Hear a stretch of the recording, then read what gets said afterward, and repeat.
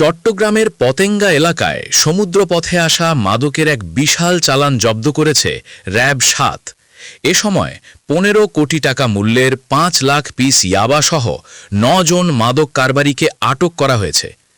আটককৃতদের মধ্যে কয়েকজন রোহিঙ্গা নাগরিকও রয়েছে বলে নিশ্চিত করেছে র‍্যাব।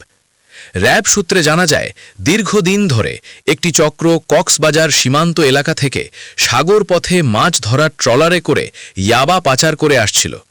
গোপন সংবাদের ভিত্তিতে র‍্যাব জানতে পারে একটি বড় চালান চট্টগ্রামে আনা হচ্ছে।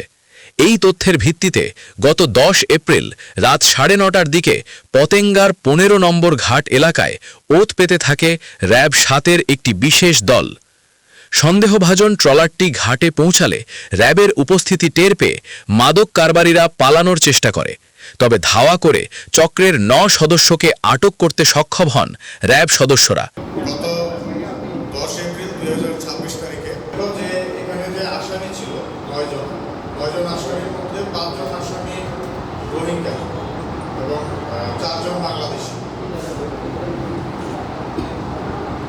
রোহিঙ্গা আসামিরা হচ্ছে সৈয়দ আলম, সুলতান আহমেদ, মোহাম্মদ ইউসুফ, মোহাম্মদ কাশিম এবং মোহাম্মদ ইসমাইল। তারা সবাই কক্সবাজারের যে রোহিঙ্গা ক্যাম্পগুলো রয়েছে এই বিভিন্ন ক্যাম্পে তারা বসবাস করে এবং তারা এই ইয়াবা ব্যবসায়ের সাথে বেশ কিছুদিন যাবৎ জড়িত আছে বলে তারা নিজেরাই স্বীকার করতে দিয়েছে। এছাড়া সাথে আমাদের ৪ জন বাংলাদেশি ব্যক্তি পাওয়া যায়, শাহ আলম, আজমুল্লাহ, মোহাম্মদ ফারুক এবং সানাউল। এই ৪ জনেরও বাড়ি ভিন্ন এলাকায়। তারা দাবি করেছিল তারা বিশামেন এবং এই বোটটি তারা প্রায় ৪ মাস ধরে মালিকের কাছ থেকে ভাড়া নিয়ে ব্যবহার করছে। ইয়াবা এবং আসামি সমাজ জব্দ করার পরে ওরা গণনা করে তারপর নম্বর কাকে নিয়ে আসে। এর পরবর্তীতে আইনানুগ যে ব্যবস্থা তাদের বিরুদ্ধে গ্রহণ করার কথা সেই অনুযায়ী আমরা আইনানুগ ব্যবস্থা গ্রহণ করি।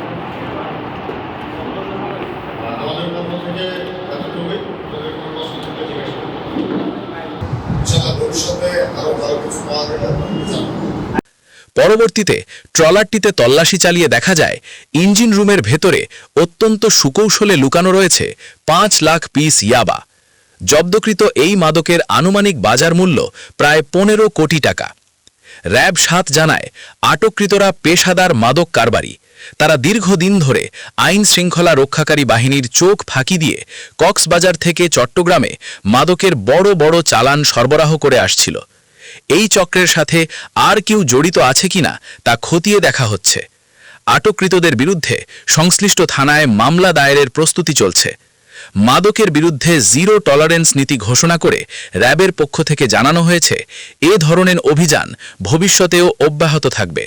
Desk report, Nongor news, Chattogram.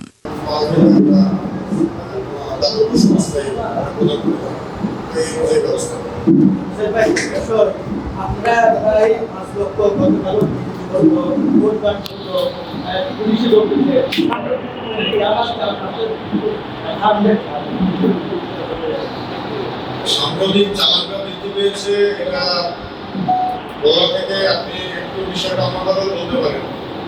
সাম্প্রতিক আইন শৃঙ্খলা রক্ষাকারী বাহিনী কাজ ভালো করেছে, এটা বলা যায়। এখন আপনি যে অ্যাঙ্গেল থেকে দেখেন বিষয়টা, তবে সেই বন্ধ হয়ে যাওয়ার আগ মুহূর্তে একটু কার্যকরীদের মধ্যে একটু বেশি লেনদেনের একটা বিষয় পরিলক্ষিত হয়। সামনে যেহেতু মাছ ধরা বন্ধ রাখার একটা আদেশ আসতে পারে, সেক্ষেত্রে বেশি সাগরে যেতে পারে।